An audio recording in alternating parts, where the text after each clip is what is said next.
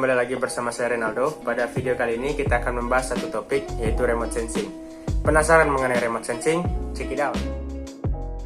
Ya, kembali lagi bersama saya Renaldo.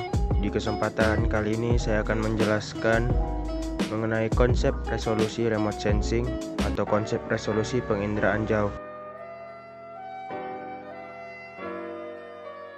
Resolusi menurut Danodoro tahun 2012 atau disebut juga sebagai daya pisah atau resolving power merupakan kemampuan sistem optik elektronik untuk membedakan informasi spasial yang berdekatan atau secara spektral memiliki kemiripan atau kesamaan.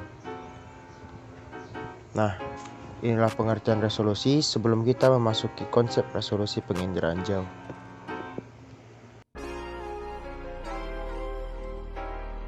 Sebelumnya, mari kita mengingat-ingat kembali apa sih penginderaan jauh itu. Jadi, penginderaan jauh adalah ilmu untuk memperoleh informasi fenomena alam pada objek permukaan bumi yang diperoleh tanpa kontak langsung dengan objek permukaan bumi melalui pengukuran pantulan atau reflection ataupun pancaran emission oleh media gelombang elektromagnetik.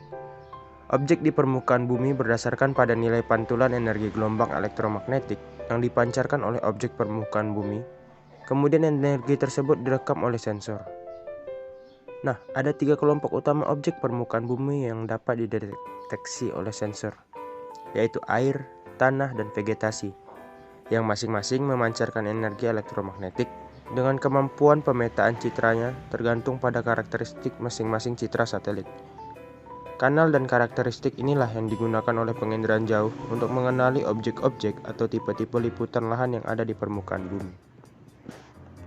Kualitas gambar citra penginderaan jauh dapat dilihat berdasarkan resolusi yang digunakan. Paling utama dapat dibedakan menjadi 3, yaitu resolusi spasial, temporal, dan juga spektral. Yang pertama adalah resolusi spasial. Merupakan ukuran terkecil objek di lapangan yang dapat direkam pada data digital maupun pada citra. Pada data digital, resolusi di lapangan dinyatakan dengan piksel. Semakin kecil ukuran terkecil yang dapat direkam oleh suatu sistem sensor, berarti sensor itu semakin baik karena dapat menyajikan data dan informasi yang semakin rinci. Resolusi spasial yang baik dikatakan resolusi tinggi atau halus, sedang yang kurang baik berupa resolusi kasar atau rendah.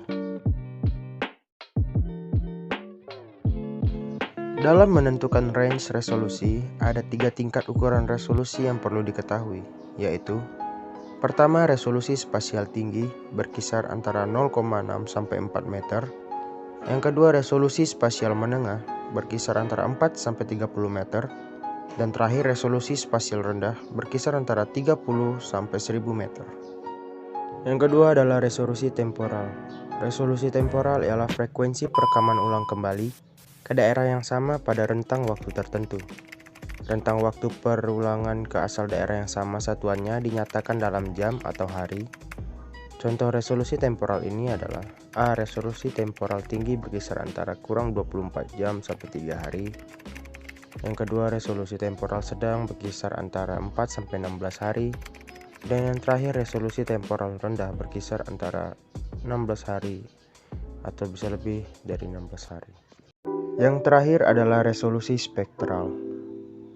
Resolusi spektral dari suatu sensor adalah lebar dan banyaknya saluran yang dapat diserap oleh sensor.